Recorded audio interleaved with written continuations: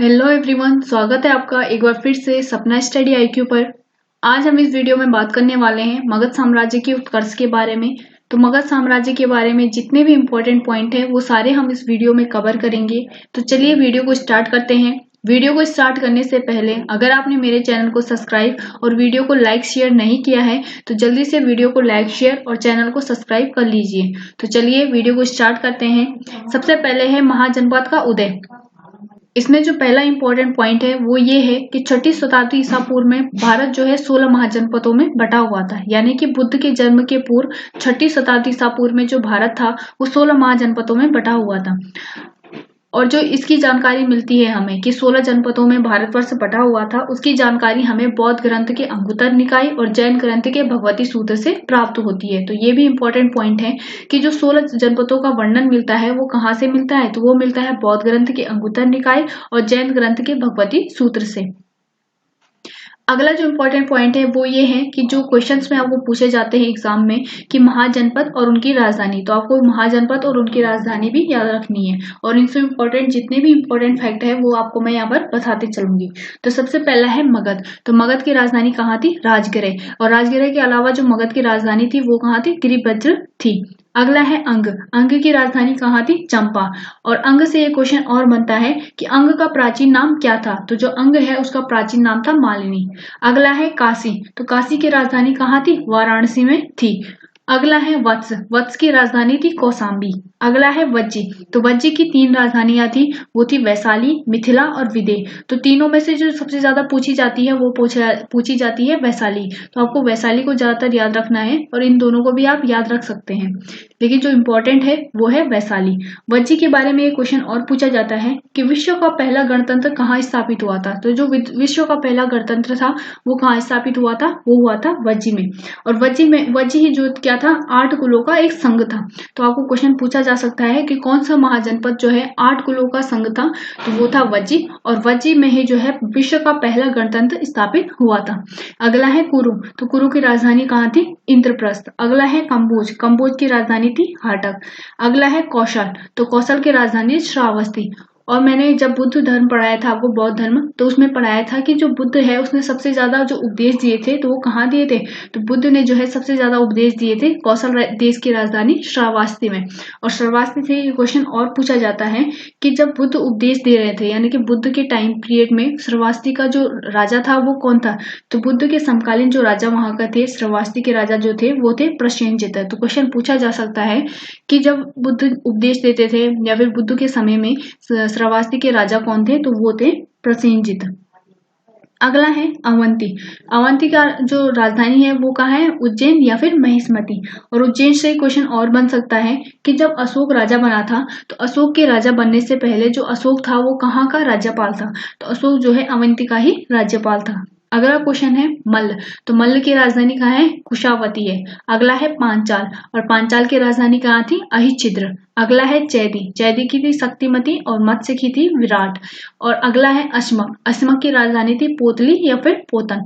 तो अश्मक से भी एक क्वेश्चन पूछा जाता है कि दक्षिण भारत का एकमात्र महाजनपद कौन था? तो दक्षिण भारत का जो एकमात्र महाजनपद था वो कहाँ था? अश्मक में था। अगला जो इम्पोर्टेंट पॉइंट बनता है कि आज यानी कि वर्तमान समय में जो राज्य है उनके अंदर इनमें से कौन कौन से महाजनपद या फिर कितने महाजनपद आते हैं? तो वर्तमान समय में जो उत्तर प्रदेश है वहां पर जो है 8 महाजनपद शामिल होते हैं। यानी कि 8 महाजनपद किस क्षेत्र में थे? यूपी यानी कि उत्तर प्रदेश क्षेत्र में। और जो बिहार है, बिहार में कितने महाजनपद शामिल थे?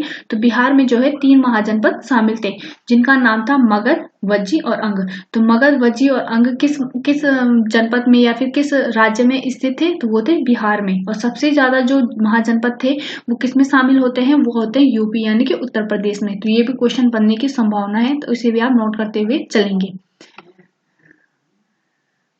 अगला एक और बच गया गांधार। तो गांधार की राजधानी कहाँ थी? तक्षशिला में थी।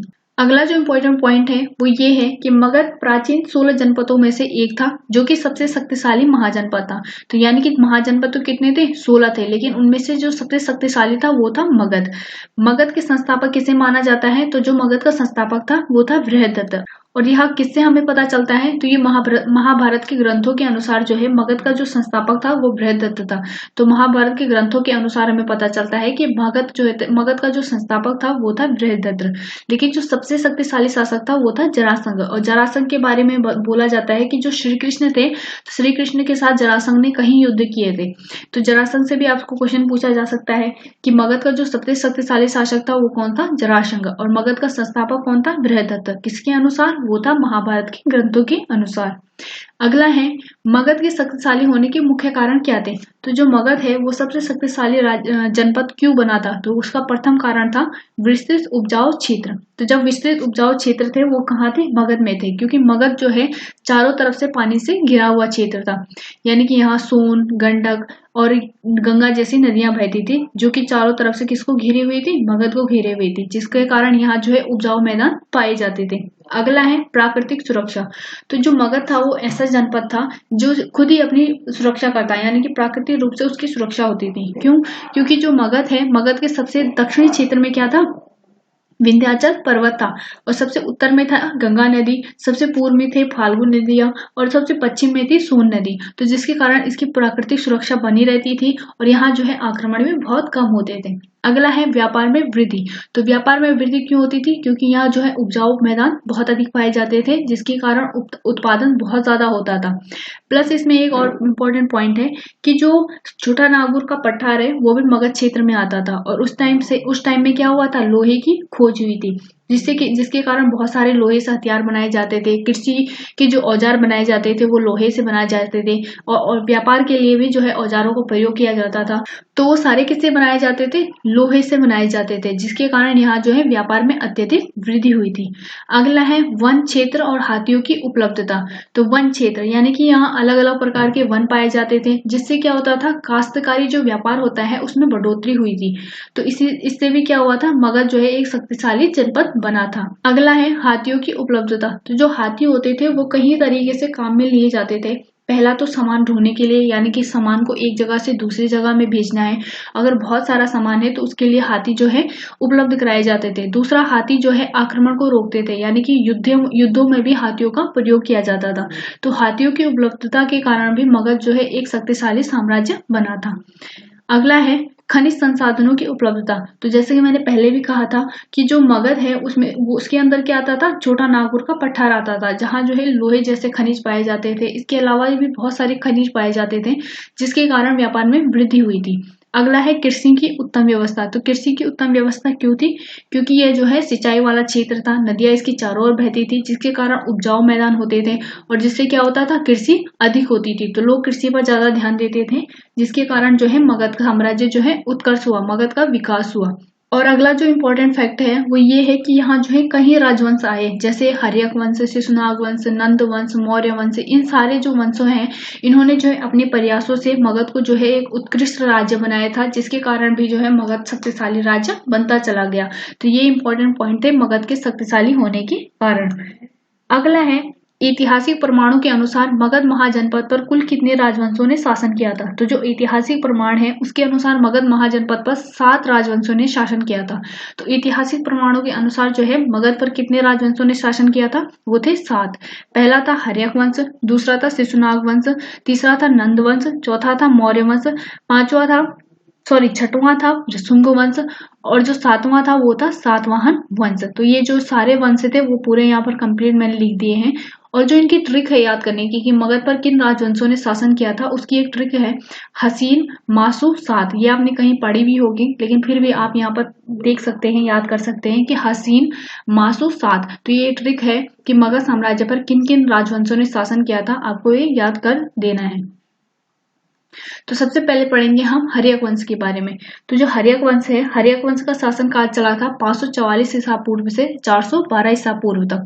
और जो हर्यक वंश के प्रमुख शासक थे वो थे बिंबिसार, दूसरा था अजातशत्रु, तीसरा था उदयन और चौथा था नागदशक। तो जो बिंबिसार था उसका शासन कब से शुरू हुआ था, 544 ईसा पूर्व से। और बिंबिसार का ही पुत्र था अजातशत्रु, और अजातशत्रु का ही पुत्र था उदयन, और उदयन का पुत्र था नागदशक। तो ये जो 4 राजा थे वो हर्यक वंश के शासक बने थे। तो सबसे पहले हम पढ़ेंगे बिंबिसार के बारे में। तो बिंबिसार जो था वो था हर्यक वंश का संस्थापक। तो हर्यक वंश का संस्थापक कौन था, ये भी आपको क्वेश्चन में पूछा जा सकता है। तो वो था बिंबिसार।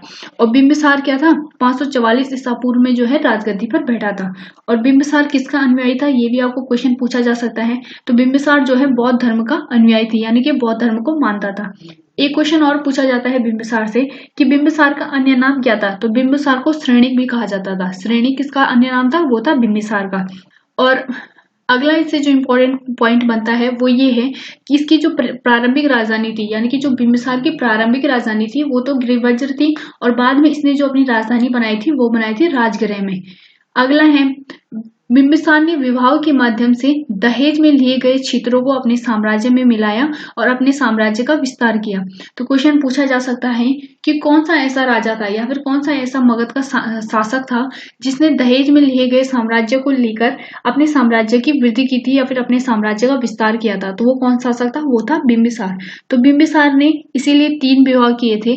जो प्रथम विवाह उसने किया था वो किया था कौशल राज की पुत्री तथा प्रसेनजित की बहन महाकौशला से। और इस विवाह से उसे कौन सा क्षेत्र मिला था, तो उसे काशी क्षेत्र मिला था। किस विवाह से, जो उसने महाकौशला से किया था। और महाकौशला कौन थी, कौशल राज की पुत्री और प्रसेनजित की बहन। तो ये भी आपको याद रखना है। दूसरा जो विवाह किया था उसने, वो किया था उसने चेलना, और चेलना का ही दूसरा नाम था छलना। तो जो चेलना से उसने विवाह किया था, तो चेलना कहाँ की राजकुमारी थी, तो चेलना थी वैशाली की लक्षवी राज्य की राजधानी थी। तो इस विवाह से जो बिंबिसार था उसके मैत्रीपूर्ण संबंध बने थे किससे, वैशाली साम्राज्य से। अगला जो उसने विवाह किया था वो किया था उसने क्षेमा से। तो क्षेमा कहाँ की राजकुमारी थी, क्षेमा पंजाब के मद्रकुल की राजकुमारी थी। इससे भी उसके मैत्रीपूर्ण संबंध बन गए थे पंजाब क्षेत्र के मद्रकुल से। तो एक क्वेश्चन बन सकता है कि जो बिंबिसार थे उसने कितने विवाह किए थे, तो बिंबिसार ने 3 विवाह किए थे। जो प्रथम विवाह उसने किया था वो किया था महाकौशला से, जो कि कौशल राज की पुत्री और प्रसेनजित की बहन थी। और इससे उसे क्या मिला था, इस विवाह से उसे काशी क्षेत्र मिला था। दूसरा विवाह किया था उसने चेलना से, और चेलना का दूसरा नाम क्या था, छलना था, जिसके उसके मैत्रीपूर्ण संबंध बने थे वैशाली क्षेत्र से, क्योंकि जो चेलना थी वो वैशाली की लक्षवी राज्य की राजकुमारी थी। और जो तीसरा यानी कि अंतिम विवाह उसने किया था वो किया था क्षेमा से। और क्षेमा से विवाह करके उसके जो मैत्रीपूर्ण संबंध बने थे वो किस क्षेत्र से बने थे, वो बने थे पंजाब के मद्रकुल से। तो ये तीनों विवाह किसने किए थे, ये तीनों ही विवाह किए थे बिंबिसार ने। अगला जो इम्पोर्टेंट पॉइंट है वो ये है कि बिंबिसार ने जो है अंग राज्य को जीता था। तो जब बिंबिसार ने अंग पर आक्रमण किया था तो उस टाइम पे वहां का राजा भी पूछा जाता है कि उस टाइम पे अंग का राजा कौन था। तो उस टाइम पे जो अंग का राजा था वो था ब्रह्मदत्त। तो ब्रह्मदत्त जो था अंग का राजा था, जिसे पराजित करके जो है बिंबिसार ने अंग राज्य को जीता था। तो ये भी आपको नोट रखना है। उसके बाद बोला जाता है जो बिंबिसार था, तो बिंबिसार की हत्या जो है उसी के पुत्र यानी कि अजातशत्रु ने की थी, जो कि उसका सेनापति भी था। जब वो अंग को जीता था उसने, तो अंग को उसने अंग देश का जो सेनापति बनाया था उसने, वो बनाया था अजातशत्रु को। और अजातशत्रु किसका पुत्र था, बिंबिसार का ही पुत्र था। अगला जो एक इम्पोर्टेंट पॉइंट है वो ये भी बनता है कि बिंबिसार के दरबार में कौन सा राजवेद रहता था। तो बिंबिसार के दरबार में प्रख्यात राजवेद जो जिसका नाम क्या था, जीवक था। तो जीवक किसके दरबार में रहता था, वो रहता था बिंबिसार के। और ये प्रख्यात क्यों हुआ था, क्योंकि इसने जो है अवंती के राजा जो था प्रखोद, तो प्रखोद को हो गया था पांडुरोग। तो पांडुरोग का उपचार किसने किया था, जीवक ने। जिसके बाद जो प्रखोद था जो कि अवंती का राजा था, वो क्या हो गया था, ठीक हो गया था, यानी कि उसका पांडुरोग खत्म हो गया था। और इसका जो उपचार किया था वो किया था जीवक ने। और जीवक किसके राजवेद था, वो था बिंबिसार का। तो आपको ये याद रखना है कि बिंबिसार का दरबार का जो राजवेद था वो कौन था, वो था जीवक। और जीवक ने किसका उपचार किया था, वो किया था प्रखोद का, जो कि अवंती का राजा था। तो जितने भी बिंबिसार से इंपॉर्टेंट पॉइंट है वो सारे यहाँ पर मैंने कवर करा दिए हैं। तो आपको इनको नोट भी कर देना है और इनको याद भी करना है, जो कि आपके एग्जाम्स के लिए बहुत ही ज्यादा इंपॉर्टेंट है। आगे बात करते हैं अजातशत्रु के बारे में। तो जो बिंबिसार था, बिंबिसार की हत्या किसने की थी, अजातशत्रु ने की थी। अजातशत्रु किसका पुत्र था, बिंबिसार, यानी कि इसने अपने पिताजी को मार दिया था। तो जो अजातशत्रु है उसके वजह से क्या कहा जाता है, जो हर्यक वंश है उसको क्या कहा जाता है, पितृहंता कहा जाता है। पितृहंता वंश कहा जाता है हर्यक वंश को, क्योंकि जो अजातशत्रु था, अजातशत्रु ने बिंबिसार को मारा था। और जो अजातशत्रु का पुत्र था उदयन, तो उदयन ने जो है अपने पिता यानी कि अजातशत्रु की हत्या की थी, जिस कारण से जो है हर्यक वंश को पितृहंता वंश भी कहा जाता है। तो क्वेश्चन बन सकता है आपका एग्जाम में कि पितृहंता वंश किसे कहा जाता है, तो वो कहा जाता है हर्यक वंश को। अगला जो इम्पोर्टेंट पॉइंट है वो है अजातशत्रु के बारे में। तो जो इसमें इम्पोर्टेंट पॉइंट है वो ये है कि 492 ईसा पूर्व में बिंबिसार की हत्या करके अजातशत्रु शासक बना था। और जो अजातशत्रु है, अजातशत्रु का अर्थ क्या होता है? शत्रुओं का नाश करने वाला। लेकिन जो बिंबिसार का अन्य नाम था वो था कुणिक, यानी कि इसका वास्तविक नाम शायद कुणिक रहा होगा, लेकिन इसने अजातशत्रु अपना नाम खुद से रखा होगा, शत्रुओं का नाश करने वाला, जिसका अर्थ निकलता है। तो अजातशत्रु का ही अन्य नाम था कुणिक। तो क्वेश्चन में आपको ये नहीं पूछेगा, क्वेश्चन में सिर्फ आपको ये पूछेगा एग्जाम में कि जो अजातशत्रु था, अजातशत्रु का अन्य नाम क्या था? तो अजातशत्रु का अन्य नाम क्या याद रखना है आपको? वो रखना है कुणिक। और अजातशत्रु कब शासक बना था? वो था 492 ईसा पूर्व में। और अजातशत्रु ने जो है अपने पिता यानी कि बिंबिसार की ही हत्या की थी, जिस कारण जो हर्यक वंश है उसको पितृ हत्या वंश भी कहा जाता है। अजातशत्रु ने वैशाली पर आक्रमण करके उसे मगध में मिलाया था तथा युद्ध में अजातशत्रु ने 2 नए हथियार यानी कि रथमूसल और महाशिलाकंठक का प्रयोग किया था। तो ये भी इम्पोर्टेंट है, बहुत ज्यादा इम्पोर्टेंट है कि अजातशत्रु ने किस क्षेत्र पर आक्रमण किया था? तो अजातशत्रु ने वैशाली में आक्रमण किया था और इस वैशाली के आक्रमण में वो जीत भी गया था। क्योंकि उसने 2 नए हथियारों का प्रयोग किया था, जिनका नाम था रथमूसल और महाशिलाकंठक। तो रथमूसल और महाशिलाकंठक का प्रयोग करने वाला राजा कौन था? वो था अजातशत्रु। तो ये भी आपको याद रखना है। और अजातशत्रु के काल में ही प्रथम बौद्ध संगति हुई थी। ये क्वेश्चन मैंने आपको जो है बौद्ध ग्रंथ में पढ़ा दिया है कि प्रथम बौद्ध संगति कब हुई थी, द्वितीय कब हुई थी, 4 बौद्ध संगतियां हुई थी। तो 4 बौद्ध संगतियां मैंने कंप्लीट करा दिया था आपको बौद्ध ग्रंथों में, तो आपको वहां पर उस वीडियो में देख लेना चाहिए इसका आंसर। अगला है उदयन। उदयन आया था 461 ईसा पूर्व में। और उदयन किसका पुत्र था? उदयन था अजातशत्रु का ही पुत्र। और उदयन ने भी क्या किया था? उदयन ने भी अजातशत्रु की हत्या की थी। अगला जो इम्पोर्टेंट पॉइंट है वो है उदयन, यानी कि अजातशत्रु का पुत्र जो था उदयन था। और उदयन जो शासक बना था वो बना था 461 ईसा पूर्व में। और कब तक रहा था? 445 ईसा पूर्व तक। और उदयन के बारे में कहा जाता है कि उदयन ने अपने पिता यानी कि अजातशत्रु की हत्या की थी, जिसके बाद से वो क्या बना था? शासक बना था। मतलब शासक बनने के लिए इसने अपने पिता की हत्या कर दी थी। उदयन के बारे में जो इम्पोर्टेंट पॉइंट है वो ये है कि उदयन ने गंगा और सोन नदी के समीप पाटलिपुत्र नामक नगर की स्थापना की थी। और राजगृह से अपनी राजधानी कहाँ ले गया था? पाटलिपुत्र में ले गया था। तो आपको क्वेश्चन बन सकता है कि पाटलिपुत्र नामक नगर की स्थापना किसने की थी? तो वो की थी उदयन ने। और उदयन ने जो है अपनी राजधानी राजगृह से परिवर्तित करके कहाँ बना दी थी? वो बना दी थी पाटलिपुत्र में। और जो पाटलिपुत्र है वो किन नदियों के संगम पे है? तो जो पाटलिपुत्र है वो गंगा तथा सोन नदी के संगम पे है। तो जितने इंपॉर्टेंट क्वेश्चन थे वो आपको यहाँ पर कवर कराते हुए मैं चल रही हूँ, आपको इनको भी ध्यान में रखना है। अगला जो पॉइंट है वो है कि उदयन के बाद उसका पुत्र था नागदशक। और नागदशक ही क्या था? मगध साम्राज्य का अंतिम जो है शासक था। तो उदयन का पुत्र था नागदशक। और नागदशक की हत्या किसने की थी? उसी के सेनापति शिशुनाग ने, जिसके बाद शिशुनाग ने क्या किया था? शिशुनाग वंश की स्थापना की थी। तो आपको क्वेश्चन पूछा जा सकता है कि जो हर्यक वंश था, तो हर्यक वंश का अंतिम शासक कौन था? नागदशक। और नागदशक किसका पुत्र था? तो नागदशक उदयन का पुत्र था। और नागदशक की हत्या किसने की थी? शिशुनाग ने की थी, जो कि नागदशक का ही सेनापति था। और शिशुनाग ने ही शिशुनाग वंश की स्थापना की थी। यानी कि हर्यक वंश के बाद जो वंश आया था वो आया था शिशुनाग वंश। तो शिशुनाग वंश का जो संस्थापक था वो था शिशुनाग। अगला जो इसमें इंपॉर्टेंट पॉइंट आता है वो ये आता है कि शिशुनाग ने अपनी राजधानी पाटलिपुत्र से हटाकर कहाँ कर दी थी? वैशाली में कर दी थी। जिस क्षेत्र को किसने जीता था? इस क्षेत्र को जीता था अजातशत्रु ने। तो वैशाली में जो राजधानी लाया था वो लाया था शिशुनाग। और शिशुनाग का ही पुत्र था कालाशोक। तो कालाशोक क्या करता है? जो राजधानी वैशाली में लाई गई थी उसको दोबारा से पाटलिपुत्र में स्थापित कर देता है। शिशुनाग के समय ही द्वितीय बौद्ध संगति भी हुई थी। यानी कि द्वितीय बौद्ध संगति किसके काल में हुई थी? तो वो हुई थी कालाशोक के टाइम में। अगला जो शासक आता है कालाशोक के बाद वो आता है नंदीवर्धन। और नंदीवर्धन ही क्या था? शिशुनाग वंश का अंतिम शासक था। और जो नंदीवर्धन है उसकी हत्या किसने की थी? महापद्मानंद ने की थी। जिसके बाद जो महापद्मानंद है उसने क्या किया था? नंद वंश की स्थापना की थी। तो अगला आता है महापद्मानंद। तो महापद्मानंद का जो कार्यकाल था वो था 344 ईसा पूर्व से लेकर 326 ईसा पूर्व तक। यानी कि इसने 344 ईसा पूर्व में ये गद्दी पर बैठा था और 326 ईसा पूर्व तक इसका शासन चला था। नंद वंश का संस्थापक किसे माना जाता है? तो जो नंद वंश का संस्थापक था वो था महापद्मानंद। और पुराणों में उल्लेख मिलता है कि नंद वंश का शासक जो था वो था शूद्र। यानी कि जो महापद्मानंद था वो जो है जाति से क्या था? शूद्र था। और शूद्र होते हुए भी इसने क्या किया था?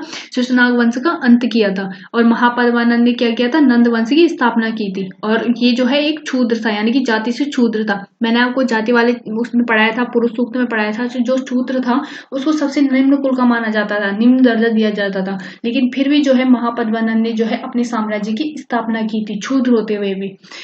और महापद्मानंद को ही सर्व छत्रातक की उपाधि दी गई है। सर्व छत्रातक का मतलब होता है क्षत्रियों का नाश करने वाला। तो आपको ये भी ध्यान रखना है कि सर्व छत्रातक की उपाधि किसे दी गई थी, तो वो दी गई थी महापद्मानंद को। और सर्व छत्रातक का मतलब क्या होता है, क्षत्रियों का नाश करने वाला। अगला है, कलिंग को जीतकर महापद्मानंद ने एकराट की उपाधि धारण की थी। यानी कि जब उसने कलिंग को जीत लिया था तो उस टाइम पे इसने किसकी उपाधि ली थी, एकराट की उपाधि ली थी। तो ये भी इंपॉर्टेंट क्वेश्चन है, एग्जाम में बन सकता है कि एकराट की उपाधि कलिंग ने कब, एकराट की उपाधि महापद्मानंद ने कब ली थी, तो वो ली थी कलिंग को जीतकर। अगला है, कलिंग नरेश खालवेल के हाथी गुफा अभिलेख से पता चलता है कि जो महापद्मानंद है उसने क्या किया था, कलिंग पर विजय प्राप्त की थी। जो अभी मैंने यहाँ पर पढ़ाया कि कलिंग को जीतकर उसने किसकी उपाधि ली थी, एकराट की उपाधि ली थी। तो इसका उल्लेख कहाँ पर मिलता है कि कलिंग पर विजय प्राप्त की थी महापद्मानंद ने, तो उसका उल्लेख मिलता है कलिंग नरेश खारवेल के अभिलेख, जिसका नाम है हाथी गुफा अभिलेख। तो इससे पता चलता है कि महापद्मानंद ने क्या किया था, कलिंग को विजित किया था, यानी कि कलिंग पर विजय प्राप्त की थी। अगला है, इसने कलिंग में सिंचाई हेतु नहर का निर्माण भी करवाया था। अगला है, महापद्मानंद के कितने पुत्र थे, तो महापद्मानंद के पुत्र थे 8, जिनमें से एक पुत्र था घनानंद, और घनानंद ही नंद वंश का अंतिम शासक था। तो अब पढ़ते हैं हम घनानंद के बारे में। तो घनानंद बना था 326 ईसा पूर्व से लेकर 322 ईसा पूर्व तक इसका शासन चला था। नंद वंश का जो अंतिम शासक था वो कौन सा था, घनानंद था। घनानंद एक क्रूर शासक था। और घनानंद के टाइम पे ही जो है 326 ईसा पूर्व में किसने आक्रमण किया था, वो किया था सिकंदर ने। यानी कि सिकंदर का समकालीन कौन सा शासक था, वो था घनानंद। और सिकंदर ने जो है पश्चिमोत्तर भारत पर आक्रमण किया था। और जब पश्चिमोत्तर भारत पर सिकंदर के द्वारा आक्रमण किया गया था तो उस टाइम पे जो चाणक्य था, चाणक्य किसके दरबार में आया था, घनानंद के दरबार में आया था। तो जो चाणक्य था उसने कहा था कि यूनानी हमारे क्षेत्र में आक्रमण कर रहे हैं, तो आपको जो है युद्ध के लिए तैयार हो जाना चाहिए। लेकिन जो घनानंद है वो उसकी बेइज्जती कर देता है, किसकी, चाणक्य की। और उसकी जो है जटा होती है, जो उसके बाल होते हैं, उसको खोल देता है, क्योंकि ब्राह्मण जो है अपनी जो चुटिया है उसको बांध कर रखते हैं। लेकिन जो घनानंद होता है उसकी चुटिया को खुलवाकर उसका अपमान करके दरबार से धक्के मारकर बाहर निकाल देता है। जिसके बाद जो चाणक्य होता है वो उसी के सामने शपथ लेता है कि एक दिन मैं तुझे जो है इस साम्राज्य से हटा दूंगा, इस साम्राज्य से जो है तुझे बहिष्कार कर दूंगा तेरा। उसके बाद जो है चाणक्य ने अपना शिष्य बनाया था चंद्रगुप्त मौर्य को। और जिस चंद्रगुप्त को मौर्य ने क्या किया था, घनानंद को हराकर मौर्य वंश की स्थापना की थी। क्यों, क्योंकि वो चाणक्य का शिष्य था और चाणक्य ने अपने बदला लेने के लिए चंद्रगुप्त मौर्य को तैयार किया था घनानंद को हराने के लिए। तो इसके बाद जो है वंश आता है मौर्य वंश, जिसके बारे में मैं अगली वीडियो बनाऊंगी, क्योंकि ये बहुत ज्यादा लंबी वीडियो हो जाएगी। तो चलिए आज तक इतना ही रखते हैं। और अगर आपको वीडियो अच्छी लगी हो तो वीडियो को प्लीज लाइक, शेयर, सब्सक्राइब जरूर कीजिए। Thank you so much. Thank